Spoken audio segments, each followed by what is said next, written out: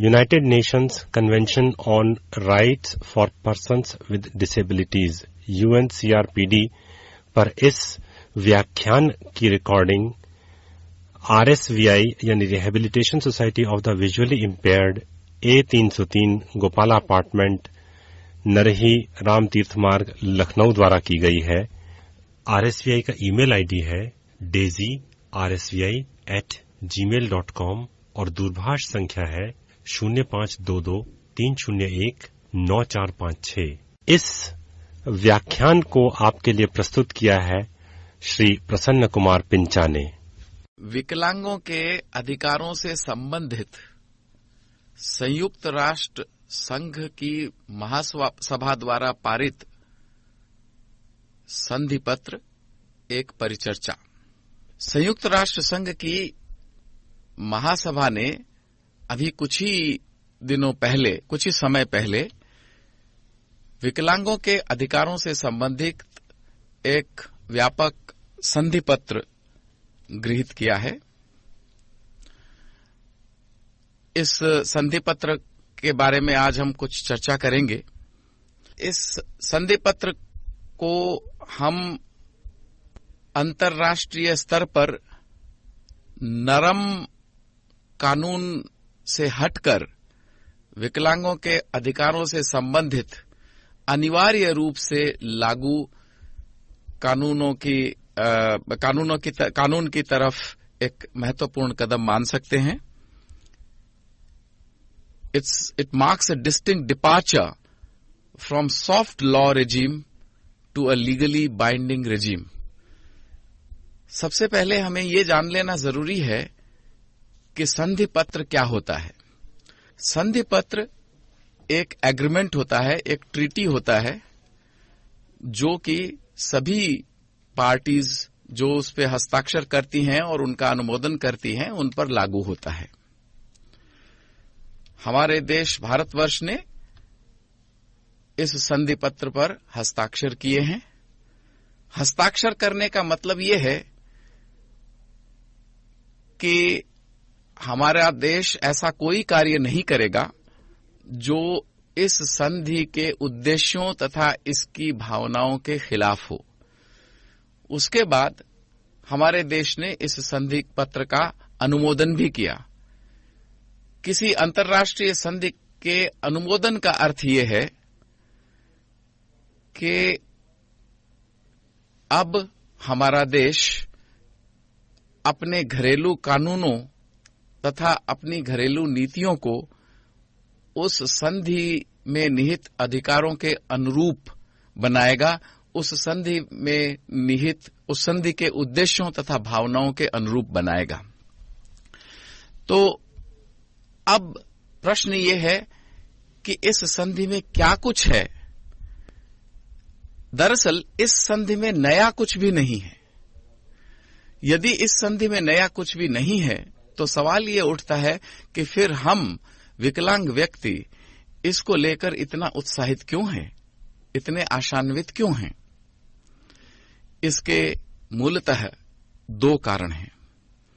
पहला कारण तो ये है कि इस संधि ने विकलांग व्यक्तियों के मानवाधिकार तथा उनकी मौलिक स्वतंत्रताओं को अधिक स्पष्ट किया है, अधिक मजबूती प्रदान की है एवं उनको स्ट्रेंथन किया है, उनको एम्प्लीफाई किया है, उनके परिसर को और अधिक व्यापक बनाया है। दूसरी बात यह है कि इस संधि पर भारतवर्ष के हस्ताक्षर करने तथा अनुमोदन करने से अब हमारे घरेलू कानूनों को तथा हमारी घरेलू नीतियों को इस संधि की भावनाओं तथा उद्देश्यों के अनुरूप बनाने का मार्ग प्रशस्त हो गया है। इस संधि में क्या बातें हैं, उनको जानने से पहले एक बात जानना जरूरी है कि इस संधि के पहले अंतर्राष्ट्रीय स्तर पर जो इंस्ट्रूमेंट्स या जो डिक्लेरेशंस, जो घोषणा पत्र या जो नियम वगैरह थे विकलांगों के अधिकारों से संबंधित, उनमें केवल विकलांगों के सामाजिक, आर्थिक तथा सांस्कृतिक अधिकारों के बारे में ही चर्चा थी, तथा वो भी अनिवार्य रूप से लागू नहीं थे, वो केवल मार्गदर्शक सिद्धांत थे। लेकिन इस संधि के पारित हो जाने के बाद इस संधि में विकलांगों के नागरिक तथा राजनीतिक अधिकारों को भी शामिल किया गया है, सामाजिक, आर्थिक तथा सांस्कृतिक अधिकारों के अतिरिक्त। तथा ये चूंकि एक अंतर्राष्ट्रीय संधि है, तो ये कानूनी रूप से बाइंडिंग है, इट्स लीगली बाइंडिंग। ये एक बड़ा फर्क है। मैं समझता हूं कि हम इस संधि के बारे में कुछ विस्तार से चर्चा करें। इससे पहले हमें ये जानना जरूरी है कि विकलांगों के हक या राइट्स या अधिकारों की जो स्थिति है वो क्या है। विशेष करके हमारे राष्ट्रीय विकलांगों की जो संहिता है, कानून संहिता जो है, यानी जो हमको ये जानना जरूरी है कि विकलांगों के राइट्स एंड स्टेटस क्या है, rights and status of persons with disabilities in the national law. अब सवाल ये उठता है कि हम इस संधि पत्र की जब चर्चा करते हैं तो हमें अपने राष्ट्रीय कानूनों की चर्चा क्यों करनी पड़ रही है। इसके 3 कारण हैं। एक तो ये है कि ऐसा करने से हम इस संधि पत्र से हमें मतलब यानी कि विकलांगों को होने वाले फायदे के बारे में समझने में आसानी होगी। दूसरा ये है कि हमें ये जो अंतर्राष्ट्रीय संधि है, इसमें और हमारे देश के कानून में कहां तारतम्य नहीं है, कहां कन्फ्लिक्ट है, ये जानने में आसानी होगी। और तीसरा ये है कि इस संधि ने और क्या क्या चीजें जोड़ी हैं हमारे अधिकारों में, जो कि हमारे राष्ट्रीय कानूनों में, विकलांगता से संबंधित राष्ट्रीय कानूनों में नहीं है, वो उस बात को समझने में आसानी होगी। तो पहले आइए ये देखते हैं कि जो इंडियन डिसेबिलिटी कोड है, जो भारतीय विकलांग संहिता है, उसमें कौन कौन से कानून आते हैं। तो पहला तो है कि जो मेंटल हेल्थ एक्ट है, मानसिक स्वास्थ्य अधिनियम। दूसरा है पर्सन्स विद डिसेबिलिटीज एक्ट, जो निशक्त व्यक्ति अधिनियम, संक्षेप में कह रहा हूं। और तीसरा है नेशनल ट्रस्ट एक्ट, यानी राष्ट्रीय न्यास अधिनियम। चौथा है rehabilitation council of India act, यानी पुनर्वसन परिषद भारत अधिनियम। पांचवा है कि जो डिसेबिलिटी से, विकलांगता से संबंधित आम कानूनों में जो प्रोविजंस हैं, जैसे अनसाउंडनेस ऑफ माइंड है, या इस तरह के, और जो फिजिकल फिटनेस से जो रिलेटेड, शारीरिक फिटनेस जो होती है, उससे रिलेटेड जो कानून, जो आम कानूनों में जो है वो कानून। छठा है कि इस संधि पत्र में निहित अधिकारों के बारे में जो आम कानून है, जैसे वोट देने का अधिकार, या कॉन्ट्रैक्ट करने का अधिकार, या शादी करने का अधिकार।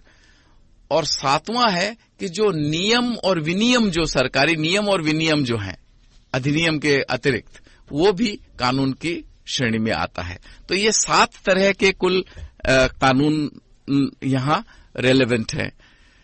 अब पहले हम ये देखते हैं कि भारतीय जो कानून है विकलांगता से संबंधित, उनका नजरिया क्या है। इसमें हम 4 बातों का जिक्र करेंगे मोटे तौर पर।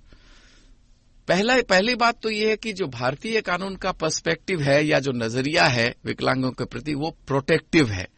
ये जो 7 तरह के कानूनों की जो जिक्र हमने किया, उससे ये स्पष्ट है कि एक प्रोटेक्टिव डायमेंशन है, प्रोटेक्टिव पर्सपेक्टिव है। दूसरा जो है वो ये है कि इसमें कल्याणकारी कुछ बातें अधिकारों के रूप में दे दी गई हैं, वेलफेयर पैकेज्ड एज राइट्स। तीसरा नजरिया जो सामने आता है भारतीय विकलांग संहिता से को देखकर, वो ये है कि वो इस बात पर आधारित है कि विकलांग व्यक्ति क्या नहीं कर सकता। वो इस बात पर ज्यादा आधारित नहीं है कि विकलांग व्यक्ति क्या कर सकता है। और चौथा जो नजरिया है वो है सिलेक्टिव इंक्लूजन ऑफ डिसेबिलिटी, यानी विकलांगता का चुनकर ही उसको शामिल करना, पूर्णता में, उसकी पूर्णता में नहीं। सर, थोड़ा प्रोटेक्टिव वाला जो पॉइंट था जी थोड़ा सा एक बार जी बिल्कुल, हाँ जी बिल्कुल करता हूं। तो प्रोटेक्टिव वाला ये है कि संरक्षण जो देने की जो एक प्रवणता है, और संरक्षण काफी मायनों में चाहिए भी, केवल विकलांगों को ही नहीं, और बहुत से जो वर्ग हैं, जो कमजोर वर्ग हैं, उनको चाहिए। अब जैसे नेशनल ट्रस्ट एक्ट है, national trust for the welfare of autism, cerebral palsy, mental retardation and multiple disabilities act जो है, उसमें उसका एक उदाहरण देता हूं कि उसमें प्रोटेक्टिव जो है, क्योंकि उसमें जो बहुत गंभीर रूप से जो विकलांग व्यक्ति होते हैं, जिनको मानसिक विकलांगता होती है, या बहुत तरह की विकलांगताएं एक साथ होती हैं, उनके लिए क्या करना होता है। तो वो उनके लिए जैसे गार्जियनशिप का प्रावधान है। हालांकि इस संधि पत्र के बाद अब गार्जियनशिप का जो कंसेप्ट है, अभिभावक नियुक्त करने का जो कंसेप्ट है, इस पर पुनर्विचार करना पड़ेगा, इसमें संशोधन करना पड़ेगा, उस पे बाद में आएंगे अगर समय रहा तो वो है संरक्षण देने की, कि उनका अभी का जो कानून है उसमें ये है कि उसमें एक संरक्षण उनको मिले, उनके लिए कोई गार्जियन हो, क्योंकि अभी की मान्यता, इस कानून की एक तरह से मान्यता ऐसी लगती है देखने से कि जैसे जिस व्यक्ति की इंटेलेक्चुअल एज बायोलॉजिकल एज से मैच नहीं करती है, तो उनके लिए एक अलग तरह का प्रावधान है। तो ये एक उदाहरण है, और भी उदाहरण इसके प्रोटेक्टिव के मिल सकते हैं। अब हम ये देखेंगे कि इस अंतर्राष्ट्रीय संधि पत्र ने विकलांगों से संबंधित अधिकारों की व्यवस्था जो हमारे देश में है, उसे किस प्रकार मजबूत किया है। पहली बात तो ये है कि इस संधि पत्र में एक इंक्लूसिव डिसेबिलिटी रेजिम की बात उभरकर सामने आई है, यानी कि सरकार की हर नीतियों में, हर कार्यक्रमों में विकलांगों को शामिल करना, हर क्षेत्र में उनकी भागीदारी सुनिश्चित करना, ये सरकार के लिए अब अनिवार्य होगा। दूसरी जो बात इसमें हुई है और जिससे विकलांगता से संबंधित जो अधिकार हैं वो और मजबूत होंगे, वो ये है कि जो दोहरा भेदभाव होता है उसके प्रति संवेदनशीलता।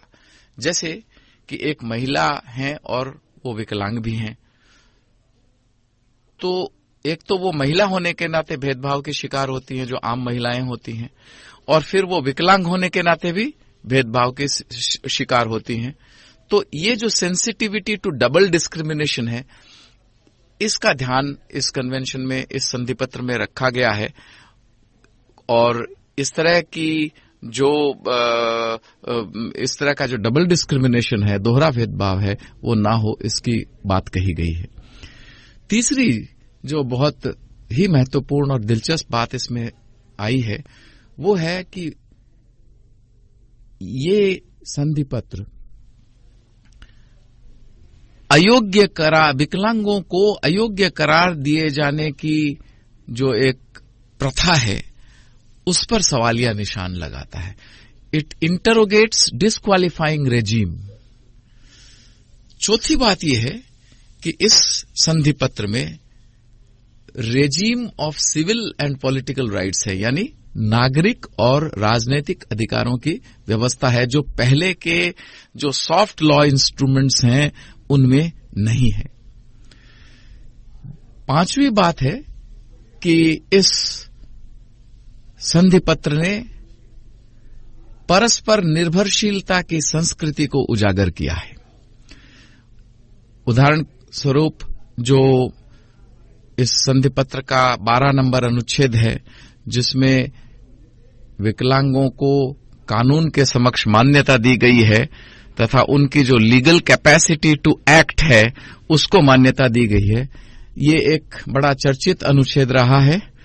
और इसमें लेकिन अब कुछ प्रकार की जो विकलांगताएं हैं उनके लिए सपोर्टेड डिसीजन मेकिंग की एक का एक प्रावधान है। उनके लिए का मतलब यह है कि जिस विकलांग व्यक्ति को अगर निर्णय लेने में कुछ सहायता चाहिए, कुछ मदद चाहिए, उनके लिए मदद की व्यवस्था की गई है, एक सहायता तंत्र की व्यवस्था की गई है। लेकिन वो सहायता तंत्र उतनी ही सहायता करेगा जितनी सहायता की उस विकलांग व्यक्ति को जरूरत है। अगर किसी को नहीं है तो वो उसकी जरूरत नहीं है। और दूसरे कि वो सहायता तंत्र ऐसा हो कि जो विकलांग व्यक्ति के हितों का ध्यान रखे, उसकी पसंद नापसंद का ख्याल रखे, उसके अधिकारों का ख्याल रखे, उसकी इच्छा का सम्मान करे, और साथ साथ वो सहायता तंत्र ऐसा हो कि जिसमें कोई कन्फ्लिक्ट ऑफ इंटरेस्ट ना हो। इस तरह के सहायता तंत्र की व्यवस्था की गई है। और इसमें ये बात आई है कि सब परस्पर निर्भरशील है, क्योंकि हर व्यक्ति को सहायता चाहिए। मसलन अगर कोई बीमार होता है तो उसको चिकित्सक की सहायता चाहिए। अगर किसी को कोई कानूनी सवाल या कोई कानूनी मुद्दा है तो उसके लिए वकील की सहायता चाहिए। तो हम सबों को सहायता चाहिए। हाँ, सहायता का नेचर, सहायता की डिग्री, उसमें एक फर्क होता है। उसके बाद जो इस संधि पत्र ने एक बहुत बड़ा योगदान दिया है और वो आगे चलकर हम सबको फायदा पहुंचाने वाला है विकलांग व्यक्ति के रूप में, वो है राइट टू पार्टिसिपेशन। इसमें सहभागिता की बात कही गई है। इसमें यह भी कहा गया है कि विकलांगों से संबंधित कोई भी निर्णय बिना विकलांगों के इन्वॉल्वमेंट के नहीं लिया जाएगा। तो इससे ऐसा करके इस संधि पत्र ने अंतर्राष्ट्रीय स्तर पर एक्सपर्टीज ऑफ एक्सपीरियंस को मान्यता दी है, यानी अनुभव की विशेषज्ञता को स्वीकार किया है। अगर आप एक विकलांग व्यक्ति हैं तो आपको विकलांगता से संबंधित जो मुद्दे हैं उनका लिव्ड एक्सपीरियंस है, उसको उन्होंने इस संधि पत्र में, इस संधि पत्र के द्वारा मान्यता दी गई है। फिर इस संधि पत्र में अंतर्राष्ट्रीय सहयोग की बात कही गई है और राष्ट्रीय तथा अंतर्राष्ट्रीय स्तर पर निगरानी तंत्र की बात कही गई है कि इस संधि पत्र में निहित जो अधिकार हैं, जो व्यवस्थाएं हैं, उनका परिपालन ठीक ढंग से हो रहा है कि नहीं। एक बात यहां अब हम ध्यान से देखेंगे और वो ये है कि इस संधि पत्र ने, इस कन्वेंशन ने जो मानवाधिकार संबंधित जो व्यवस्थाएं हैं उसको कैसे मजबूत किया है, उसके प्रति इस कन्वेंशन का, इस संधि पत्र का क्या योगदान है। तो पहली तो बात यह है कि इसमें, जैसा मैंने अभी कहा, कि ये जो अंतर्निर्भरशीलता के सिद्धांत को प्रतिपादित करता है, इसको मजबूत करता है कि हर इंसान, मानव समाज जो है वो परस्पर निर्भरशील है। इसमें इंडिपेंडेंस या डिपेंडेंस की बात नहीं है, इसमें इंटरडिपेंडेंस की बात कही गई है। दूसरी बात यह है कि इस कन्वेंशन में हॉरिजॉन्टल राइट्स की अवधारणा को समर्थन किया है। हॉरिजॉन्टल राइट से मतलब यह है कि विकलांग व्यक्ति को राष्ट्र से तो अधिकार लेने ही हैं, अपने जो मानव अधिकार हैं और मौलिक अधिकार हैं, लेकिन उसके अतिरिक्त सिविल सोसाइटी से भी उनको अपने अधिकार मिलने होंगे। इसलिए इसको इस अवधारणा को हॉरिजॉन्टल राइट्स की अवधारणा कहा गया है। एक बात और जो ध्यान देने लायक है वो ये है कि इस संधि पत्र में, ये संधि पत्र जो है वो मानवीय विविधता के जो सिद्धांत है उसको मान्यता देता है। इसमें यह माना गया है कि विकलांगता एक ह्यूमन डाइवर्सिटी का एक अंग है। विकलांगता एक डाइवर्सिटी है। जिस तरह से कोई आदमी अधिक नाटा है, कोई लंबा होता है, कोई श्यामवर्ण है, कोई फेयर कम्प्लेक्शन्ड है, उसी तरह से कोई डिसेबल्ड है, तो इसको ह्यूमन डाइवर्सिटी के एक अंग के रूप में मान्यता दी गई है।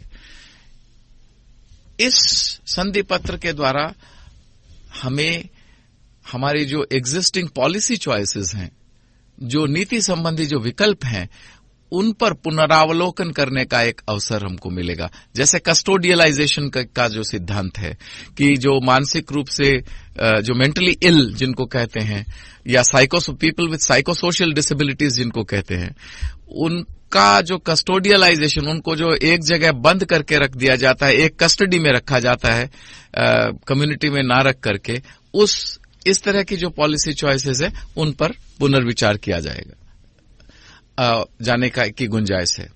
अब आइए देखते हैं कि इस संधि पत्र की कुछ विशेषताएं क्या हैं, इसके की फीचर्स क्या हैं। तो पहला तो इसका की फीचर है इक्वालिटी एंड नॉन डिस्क्रिमिनेशन, यानी समानता और भेदभाव शून्यता, जहां भेदभाव ना हो।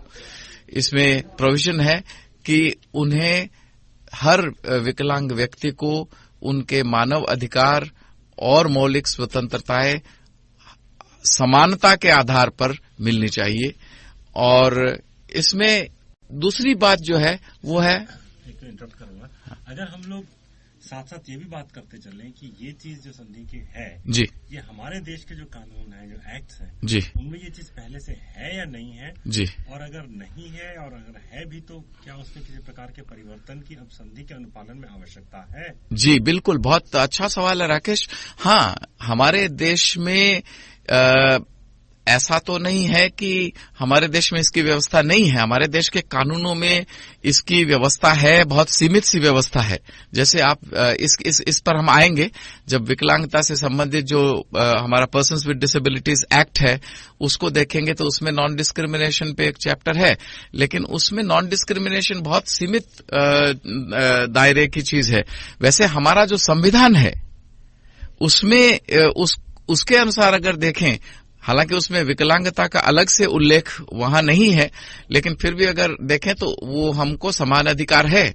लेकिन हम चाहेंगे कि अब जो 15 नंबर अनुच्छेद है संविधान का, जो भेदभाव के खिलाफ आपको संरक्षण देता है, प्रोटेक्शन देता है, सेफगार्ड्स देता है, उसमें विकलांगता को भी जोड़ा जाए ताकि विकलांगता के आधार पर भी किसी व्यक्ति को भेदभाव का सामना ना करना पड़े। जो एक बात मैं ये कह रहा था कि ये कन्वेंशन जो है ये ऑल एनकम्पासिंग है, ऑल एनकम्पासिंग परव्यू है। इसमें इस तरह की बातें हैं कि इसमें आप जो भी सरकार कार्यक्रम बनाएगी, जो भी नीतियां बनाएगी, उसमें विकलांगों को शामिल करना पड़ेगा प्रोएक्टिवली। और दूसरे कि अगर कोई इस तरह की नीतियां या कानून हैं जो विकलांगों के हितों के खिलाफ जाता है तो उन्हें निरस्त कर दिया जाएगा। इस तरह का भी प्रावधान इस कन्वेंशन में है। जो एक और इसकी खास बात है वो interdependent paradigm of legal capacity है, जिसका जिक्र मैंने अभी किया है, इसलिए उसको फिर नहीं दोहराऊंगा। और इसका भी एक खास बात यह है कि इसमें altered perspective on double discrimination है कि इसमें देखिए चिल्ड्रन विद डिसेबिलिटीज की अलग से बात की है, क्योंकि जो विकलांग शिशु हैं, एक तो शिशु होने के नाते वो वल्नरेबल हैं, फिर वो विकलांग हैं, तो उनको कुछ विशेष ध्यान दिए जाने की आवश्यकता है, उसका जिक्र है। उसके लिए एक अलग से अनुच्छेद भी है और अलग अलग अनुच्छेदों में जहां जहां ये बहुत रेलेवेंट है शिशुओं का अलग से उल्लेख है। ठीक उसी तरह महिलाओं के बारे में भी उल्लेख है, अलग से भी एक अनुच्छेद है, उसमें अनुच्छेद 6 नंबर जो महिलाओं से संबंधित है। और जहां जहां महिलाओं के इश्यूज महिलाओं के लिए और अधिक ये रेलेवेंट है, उन अनुच्छेदों में फिर से महिलाओं का अलग से उल्लेख है। उसके उदाहरण भी हैं, दे सकते हैं कि जैसे 15 नंबर अनुच्छेद है, 16 नंबर अनुच्छेद है, उसमें महिलाओं के लिए या शिशुओं के लिए वो ज्यादा रेलेवेंट है। फिर राइट टू पार्टिसिपेशन, ये भी एक विशेषता है जिसका हमने जिक्र किया। अब जैसे आप नॉन डिस्क्रिमिनेशन की जो बात हम कर रहे थे कि आप उनको एक अलग से भी उनको आप देखेंगे कि जो विकलांग व्यक्ति हैं उनको समानता के आधार पर भी आप उनके प्रति आचरण करेंगे और जहां जहां उनकी विशेष आवश्यकता है उनका ध्यान रखा गया। इस कानून में यूनिवर्सल डिजाइन की बात कही गई है। ये जो कंसेप्ट है ये बहुत दिलचस्प है कि जो भी goods, services, facilities, products, environments हैं, उनको इस तरह से उनका डिजाइन हो कि हर श्रेणी का नागरिक उसका समान रूप से और समानता के आधार पर उपयोग कर सके। और इसमें जो मैं आपको बताऊं, थोड़ी देर पहले मैं जो हॉरिजॉन्टल राइट्स की बात कर रहा था कि इसमें स्टेट से भी हमको अधिकार मिलेंगे विकलांगों को और सिविल सोसाइटी से भी मिलेंगे। तो इसमें ऐसे भी प्रावधान इस संधि पत्र में है कि अगर कोई निजी क्षेत्र की कंपनी, अगर निजी क्षेत्र की कोई कंपनी सार्वजनिक सेवाएं देती हैं, तो उस हालत में उसको यूनिवर्सल डिजाइन करना पड़ेगा अपने प्रोडक्ट का, अपनी फैसिलिटीज का। तीसरी जो एक चीज आती है इस नॉन डिस्क्रिमिनेशन के बारे में, वो है कि एक जो रीजनेबल एकोमोडेशन का जो सिद्धांत है कि आप कुछ भी करते हैं उसमें इस तरह के एडेप्टेशंस या एडजस्टमेंट्स करिए जिससे विकलांग व्यक्ति भी उस सेवा का उपयोग सही तरीके से कर सके। वो रीजनेबल एकोमोडेशन का जो सिद्धांत है कि जैसे मान लीजिए कि आपकी वेबसाइट्स हैं, एक उदाहरण ले लीजिए, तो वेबसाइट्स को इस तरह से बनाइए ताकि उसको दृष्टिहीन व्यक्ति भी जो जॉज स्क्रीन रीडिंग सॉफ्टवेयर है उसके माध्यम से अच्छे से पढ़ सके। अब रीजनल एकोमोडेशन को परिभाषित भी किया गया है और उसको परिभाषित ऐसे किया गया है कि रीजनेबल एकोमोडेशन का अर्थ यह है कि जो किसी व्यक्ति पर या किसी संस्था पर डिस्प्रपोर्शनेट बर्डन इंपोज ना करे, यानी बहुत ज्यादा उन पे बोझ ना पड़े और बहुत ज्यादा बोझ ना पड़ते हुए वो एडेप्टेशंस या एडजस्टमेंट्स कर सकते हैं। फिर एफर्मेटिव एक्शन की बात की गई है। तो एफर्मेटिव एक्शन से मतलब है कि जैसे ये नौकरियों में कुछ जो स्थान आरक्षण करना, ये एक एफर्मेटिव एक्शन है। जमीन का जो वितरण है उसको प्राथमिकता के आधार पर विकलांगों को दिया जाए, वो एक एफर्मेटिव एक्शन है। इस तरह के जो चीजें हैं उसका प्रावधान है। दूसरे की जो ये 5 बातें non discrimination, equality and non discrimination के लिए आती हैं, जो अभी हमने इसका जिक्र किया। अब हम देखेंगे कि ये ऑल एनकम्पासिंग परव्यू कैसे, ऑल एनकम्पासिंग परव्यू वो है कि इसमें एक तो कंसेप्ट ऑफ एक्सेसिबिलिटी, जो पहुंच की धारणा है कि किसी सर्विस के प्रति मेरी पहुंच है कि नहीं विकलांग के नाते, मैं ये जो सार्वजनिक भवन है, रास्ते हैं, इनका सही तरीके से इस्तेमाल कर सकता हूं कि नहीं, जो सेवाएं हैं अलग अलग, इनका सही तरीके से इस्तेमाल कर सकता हूं कि नहीं। दूसरा जो इसमें एक सवाल आया है वो है कि ये inextricable web of civil and political and social, economic and cultural rights है। ये एक बहुत समझने लायक बात है। यहां ये कहा गया है कि इस कानून ने, इस संधि पत्र ने नागरिक और सामाजिक अधिकारों तथा नागरिक और राजनीतिक अधिकारों तथा सामाजिक, आर्थिक और सांस्कृतिक अधिकारों के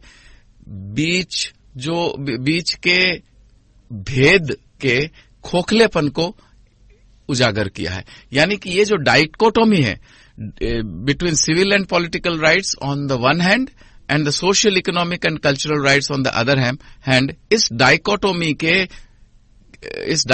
की एम्प्टीनेस को एक्सपोज किया है। क्योंकि जैसे एक उदाहरण लेते हैं कि अगर मेरा जो राइट टू लाइफ है, मान लेते हैं कि ये सिविल राइट है। राइट टू वर्क है, ये एक right to work and employment है, ये एक इकोनॉमिक राइट है। लेकिन right to life becomes meaningless unless I also have the right to work and employment. तो इससे होता है कि ये जो सिविल एंड पॉलिटिकल राइट्स और social, economic and cultural rights, ये जो विभाजन किया गया है, ये विभाजन कितना खोखला है।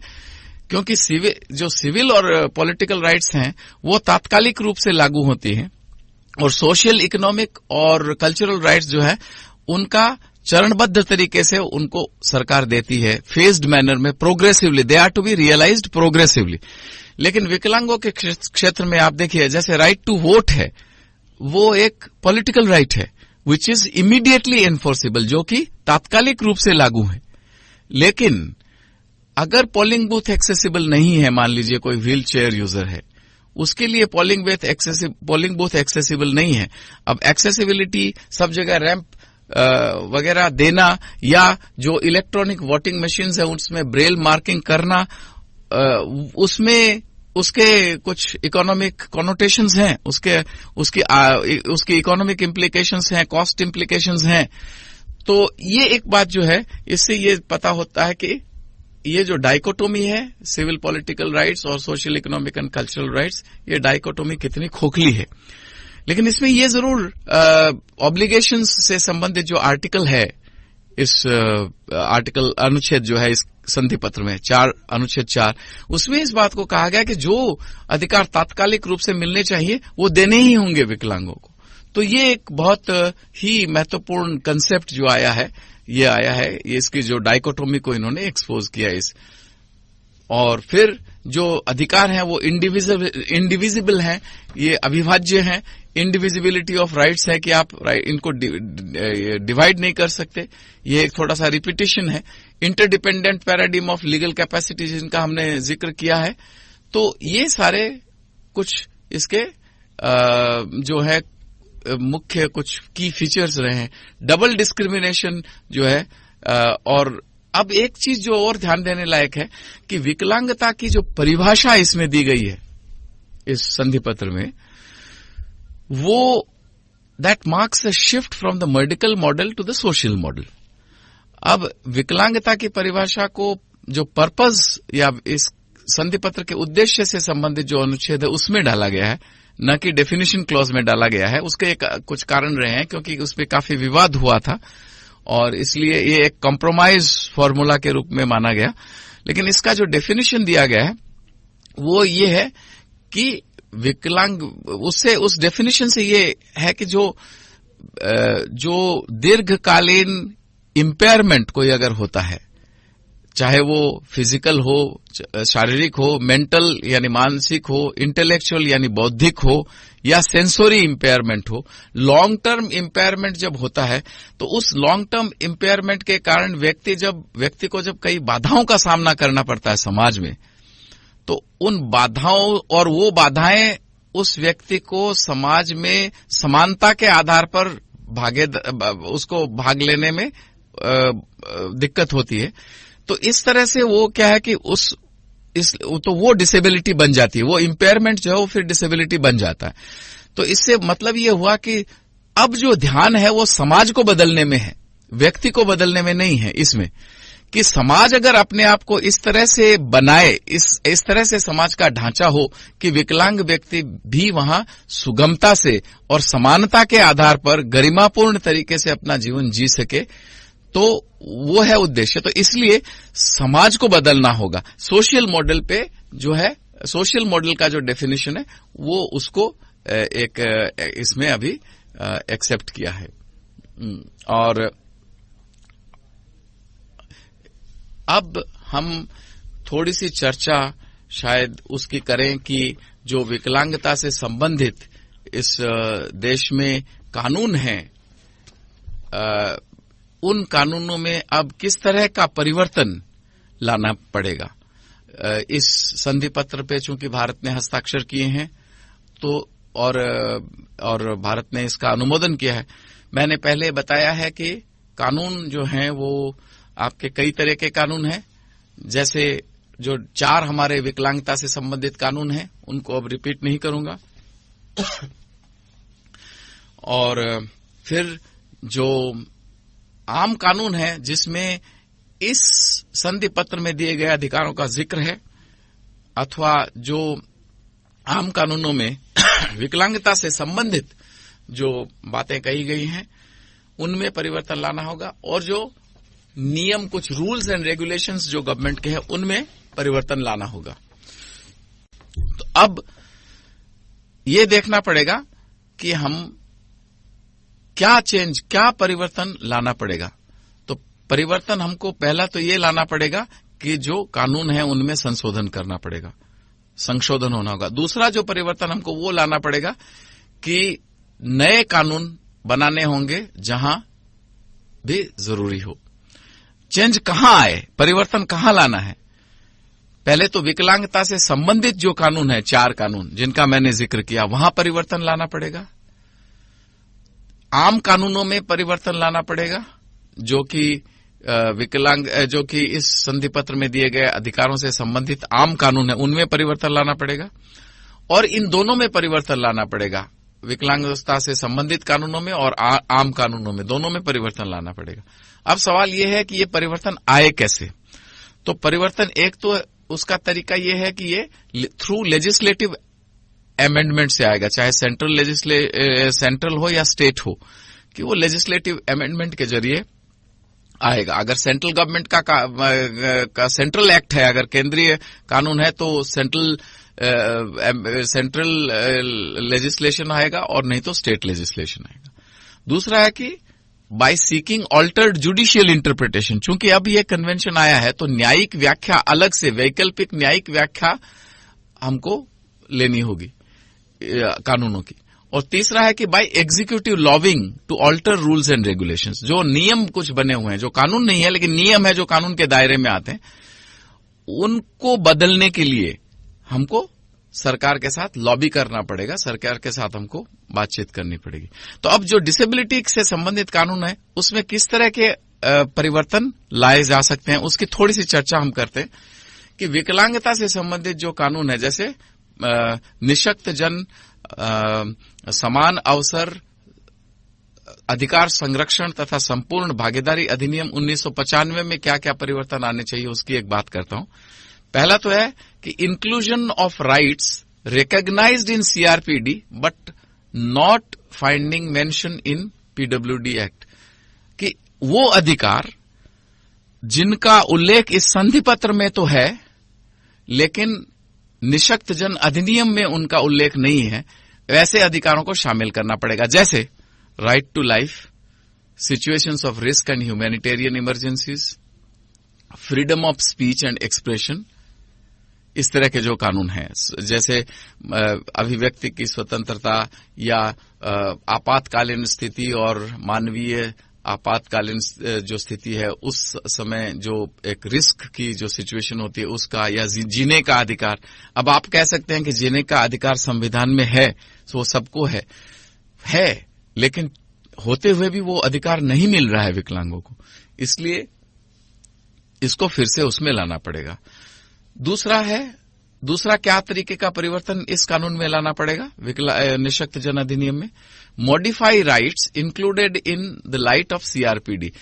अब कुछ ऐसे अधिकार हैं जो इस संधि पत्र में भी है और इस निःशक्त जन अधिनियम में भी है, लेकिन इस निःशक्त जन अधिनियम में वो उन अधिकारों का दायरा बड़ा सीमित है, तो इसलिए उसको मॉडिफाई करना पड़ेगा। जैसे शिक्षा, अब शिक्षा संबंधी जो अनुच्छेद इस संधि पत्र में है वो बहुत व्यापक है, लेकिन शिक्षा संबंधी जो अधिकार हमें निःशक्त जन अधिनियम से मिलते हैं, धारा 26 से धारा 31 तक, वो बहुत सीमित है।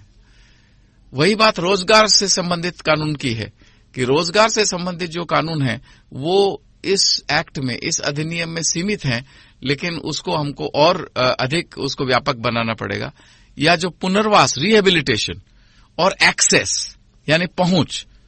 अब एक्सेस की बात अगर आप देखेंगे इस निःशक्त जन अधिनियम में, तो इसमें केवल सार्वजनिक भवनों को या जो सार्वजनिक रास्ते हैं या जो फिर आपके जो ट्रांसपोर्टेशन है, चाहे वो हवाई जहाज हो, चाहे रेलवेज हो, चाहे आपके वेसल्स हो, पानी की जहाज हो, उन्हीं में केवल एक्सेस की बात की गई है।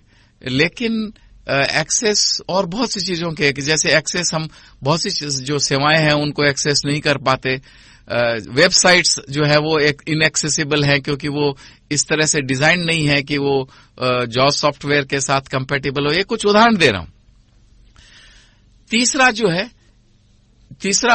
तीसरे किस्म का परिवर्तन जो निःशक्त जन अधिनियम में जरूरी होगा वो है addressing the exclusions and silences of general legislations.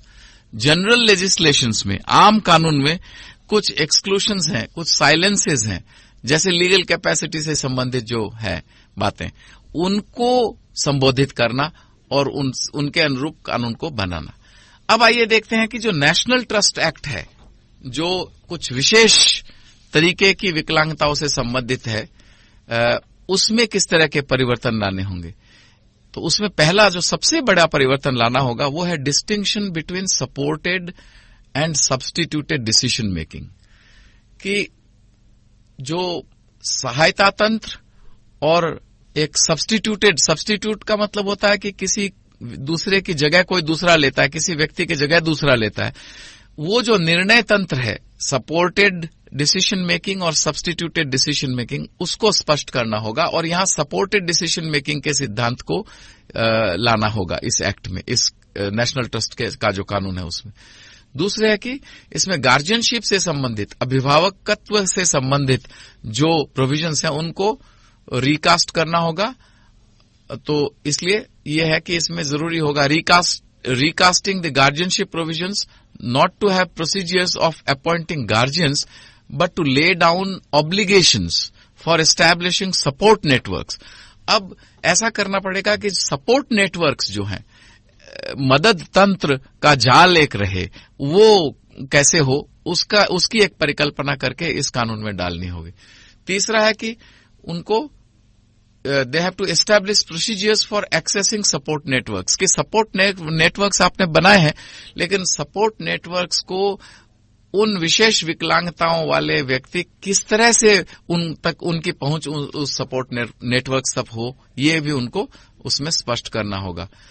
और उसमें कुछ प्रोविजन, उसमें standards for provision of support की व्यवस्था का उसमें प्रावधान हो। और सबसे जो बड़ी बात है कि इस सपोर्ट मैकेनिज्म का, सपोर्टेड डिसीजन मेकिंग मैकेनिज्म का दुरुपयोग ना हो, उसके खिलाफ कुछ सेफगार्ड्स अगेंस्ट एब्यूज होना पड़ेगा। अब देखिए, मेंटल हेल्थ एक्ट में, जो 1987 सन का मेंटल हेल्थ एक्ट है, उसमें किस तरह के परिवर्तन लाए जाएं। उसमें एक तो यह है कि जो आपका एक तो आपका क्या है कि we have to reexamine the provision with regard to compulsory institutionalisation in the light of the right to liberty and integrity. इस संधि पत्र में अनुच्छेद 14 के तहत हर विकलांग व्यक्ति को right to liberty and integrity है। तो इसके परिप्रेक्ष्य में ये जो कंपल्सरी इंस्टीट्यूशनलाइजेशन का प्रावधान मेंटल एक्ट में है, उसको फिर से देखना पड़ेगा। दूसरी बात है कि जो the provision with regard to experimental treatment in the light of article 15 and the provision with regard to informed consent in the right to health. क्योंकि अब ये क्या है कि अब जो प्रयोगात्मक जो इलाज होता है, एक्सपेरिमेंटल ट्रीटमेंट होता है, उसको फिर से देखना होगा, विशेष करके अनुच्छेद 15 के परिप्रेक्ष्य में, क्योंकि अनुच्छेद 15 जो है वो सेफगार्ड देता है अगेंस्ट आपके torture, inhuman, degrading treatment, cruel treatment and punishment, उसके खिलाफ। तो और दूसरे की जो राइट टू हेल्थ इसमें है, इस संधि पत्र में अधिकार दिया गया स्वास्थ्य का, उसमें भी जो फ्री कंसेंट की बात कही गई है, इन्फॉर्म्ड कंसेंट की, कि किसी को मालूम है कि वो क्या चीज है और फिर वो उसकी अनुमति दे रहा है, उस तरह की जो बात है, उसको देखते हुए भी इस प्रोविजन को, ये जो अभी मौजूदा जो प्रोविजन है एक्सपेरिमेंटल ट्रीटमेंट का, उसको री एग्जामिन करना पड़ेगा। फिर the procedures on taking away property management rights in the light of article 12E। तो अब जो प्रॉपर्टी राइट्स को वापस लेने की जो बात होती है, जो मानसिक रूप से मेंटली इल जो हैं उनके लिए, या जो पर्सन्स विद साइकोसोशियल डिसेबिलिटीज जिनको कहते हैं, उनकी जो प्रॉपर्टी राइट्स को जो वापस ले लिया जाता है, उसको री एग्जामिन करना पड़ेगा अनुच्छेद 12(5) के परिप्रेक्ष्य में। और right to legal aid in the light of article 13। और आर्टिकल 13 जो है वो accessing right to access justice तक न्याय कैसे मिले, उसके परिप्रेक्ष्य में उनको कानूनी सहायता की भी एक उनका प्रावधान करना पड़ेगा। फिर जो रिहेबिलिटेशन काउंसिल इंडिया एक्ट है, उसमें देखते हैं क्या किस तरह के परिवर्तन लाने होंगे। एक तो है कि there is a need to re-examine the professional expertise. There is a need to re-examine the professional expertise-driven thrust of Rehabilitation Council of India in the light of the expertise of experience. क्योंकि expertise of experience का सिद्धांत जो मैंने जिसका उल्लेख किया है कि अनुभव की विशेषज्ञता का जो सिद्धांत है, उसके परिप्रेक्ष्य में अभी जो ये पेशेवर लोगों की विशेषज्ञता पर ज्यादा जोर देते हैं, उसको थोड़ा री एग्जामिन करना पड़ेगा। इसका अर्थ ये होगा कि रिहेबिलिटेशन काउंसिल ऑफ इंडिया में विकलांगों की भागीदारी अधिक से अधिक हो, क्योंकि एक्सपर्टीज ऑफ एक्सपीरियंस को यहां रिकॉग्नाइज किया गया है। जो विकलांगों के संगठन है या विकलांग व्यक्ति है, उनकी भागीदारी अधिक इसमें आनी पड़ेगी। अब देखते हैं कि जो दूसरे कानूनों में डिसेबिलिटी रिलेटेड प्रोविजंस हैं, यानी कि दूसरे कानूनों में विकलांगता से संबंधित जो व्यवस्थाएं हैं, उनमें क्या परिवर्तन आना होगा। एक तो है कि express exclusionary provision, for example the disqualification to contract, marry, vote. जो एक्सक्लूशनरी प्रोविजंस है, जो आपको मुख्य धारा से हटा देते हैं, उन प्रोविजंस को, उन व्यवस्थाओं को हटाना पड़ेगा। जैसे कई तरह की विकलांगताओं वाले लोगों को कॉन्ट्रैक्ट करने से, कोई चीज का एग्रीमेंट करने से कानूनी रूप से बाधा दी जाती है, जैसे मेंटल अनसाउंडनेस को की बात है, शादी करने से भी रोक है, कुछ विशेष प्रकार की विकलांगताओं वाले लोगों को मत देने का, राइट टू वोट में भी मुश्किल है, तो उन सबको ठीक से देखना पड़ेगा। Induction of the principle of reasonable accommodation, एक और क्या करना पड़ेगा कि सभी कानूनों में ये देखना पड़ेगा कि रीजनेबल एकोमोडेशन का जो प्रिंसिपल है, जिसका मैंने उल्लेख पहले किया है, उसको सब जगह लागू करना पड़ेगा कि आप इस तरह से सुटेबल एडजस्टमेंट्स करिए, एकोमोडेशंस करिए, ताकि सभी श्रेणी के नागरिक उस सुविधा का उपयोग कर सकें। जैसे आप एक है कि इसमें इस तरह के भी कुछ आपको करना पड़ेगा, फॉर एग्जाम्पल कि जो फिजिकल फिटनेस से संबंधित जो नॉर्म्स हैं, या नहीं, इसमें है कि for example the changes which will be required to realise the norms relating to access to justice. इसमें जस्टिस से को न्याय पाने के लिए जो प्रोविजंस हैं, उसमें कुछ परिवर्तन करने होंगे रीजनेबल एकोमोडेशन के सिद्धांत के तहत। फिर जो फिजिकल फिटनेस से संबंधित नियम है, उनमें भी परिवर्तन करने होंगे। और फिर आते हैं आखिर में ये देखते हैं कि जो आम कानून है, जिनमें आम कानून जो इस संधि पत्र में दिए गए अधिकारों से संबंधित जो आम कानून है, उसमें किस तरह के परिवर्तन लाने होंगे। एक तो जैसे राइट टू वोट है, जैसे जन प्रतिनिधित्व कानून है। अब राइट टू वोट सब लोगों का राइट है, और इस संधि पत्र में विकलांगों को भी ये मत दिया है, तो इसमें क्या चेंजेस होने चाहिए। जन प्रतिनिधित्व कानून में भी परिवर्तन होने की जरूरत है। जैसे दृष्टिहीनों के लिए उनके बैलेट की गोपनीयता को कैसे सुरक्षित रखा जाए, कैसे उसको सेफगार्ड दिया जाए, उस तरह के कुछ प्रावधान उसमें करने होंगे। जैसे राइट टू मैरी, शादी करने का जो अधिकार है, कुछ विशेष प्रकार की विकलांगताओं वाले व्यक्तियों को शादी करने में कानूनी कुछ कठिनाइयां आती हैं। एक्सेस टू जस्टिस, न्याय तक पहुंचने में, न्याय को पाने की दिशा में कुछ चीजें हैं। आज भी ऐसा होता है कि कभी कभी विकलांग व्यक्ति को साक्षी के रूप में कई जगह मान्यता नहीं देते हैं। कहीं कहीं पर अगर कोई विकलांग व्यक्ति गेजेटेड ऑफिसर है, तो उसको अटेस्ट करने का हक फॉर ऑल प्रैक्टिकल पर्पसेस देते नहीं है। तो इन सबको वापस फिर से देखना पड़ेगा। और लॉज रिलेटिंग टू इमरजेंसीज, यानी आपात स्थिति से संबंधित जो कानून है, उन कानूनों में भी परिवर्तन लाना होगा, ताकि विकलांग व्यक्तियों को प्राथमिकता के आधार पर राहत मिले और उनका हक मिले। तो ये बहुत संक्षेप में इस संधि पत्र के बारे में हमने आज चर्चा की है। मैं समझता हूं कि इस पर हमको आगे क्या करना चाहिए, इस पे भी एक दो थोड़ी सी बात बता दूं कि अब हमको इस पे काम करने के लिए एक तो तात्कालिक कुछ काम क्या क्या करने चाहिए, फिर हमको मध्यकालीन क्या क्या काम करना चाहिए और दीर्घकालीन आधार पर क्या क्या काम करना चाहिए, वो उसकी हमको एक सोच बनानी पड़ेगी। और मैं समझता हूं कि इसमें हमारा जो काम होगा वो 4 मुद्दों पे होगा। एक तो है डिसेमिनेशन, कि इस संधि पत्र का प्रचार प्रसार हो खूब, विशेष करके जो प्राइमरी स्टेक होल्डर्स है, जैसे जो विकलांग व्यक्ति खुद है, उनको पूरे इसके बारे में बताया जाए। दूसरा है इंटरप्रिटेशन, व्याख्या। इसकी व्याख्या ऐसी हो जो विकलांगों के हितों में हो, और इसको अलग अलग श्रेणी के विकलांग अपने अपने नजरिए से इसको पढ़ें और देखें कि इस कन्वेंशन में उनके लिए क्या चीजें हैं, इस संधि पत्र में उनके लिए क्या चीजें। तीसरी है इम्प्लीमेंटेशन, कि इसका हमको इम्प्लीमेंटेशन की दिशा में, क्रियान्वयन की दिशा में काम करना है।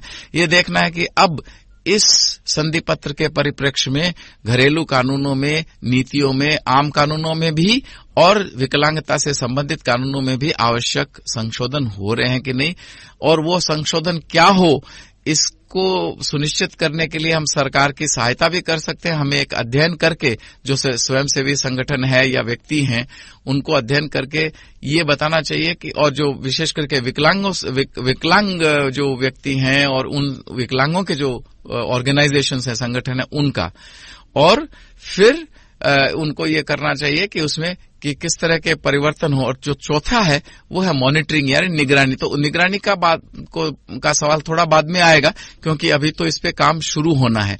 तो 4 मुद्दे हैं जिन पर हम काम कर सकते हैं: डिसेमिनेशन, इंटरप्रिटेशन, इम्प्लीमेंटेशन और मॉनिटरिंग। तो अभी ये चीजें हैं, और मैं समझता हूं कि इस पे हम सभी को मिलकर काम करने की जरूरत है, ताकि विकलांग व्यक्तियों को उनके मानवाधिकार और मौलिक स्वतंत्रताएं समानता के आधार पर मिल सकें। आपको हमारी पुस्तकें कैसी लगती हैं, ये बताने के लिए आप अपने विचार हम तक लिखकर खतों द्वारा पहुंचा सकते हैं। खत भेजने के लिए हमारा पता है RSVI A303, द्वितीय तल, गोपाला अपार्टमेंट, नरही, राम तीरथ मार्ग, लखनऊ 226001, या फिर ईमेल करें DAISYRSVI यानी daisyrsvi@gmail.com पर। आपके खतों द्वारा हमारा तथा हमारे रीडर्स का उत्साह बढ़ेगा तथा हम और जोश के साथ कार्य कर पाएंगे। धन्यवाद।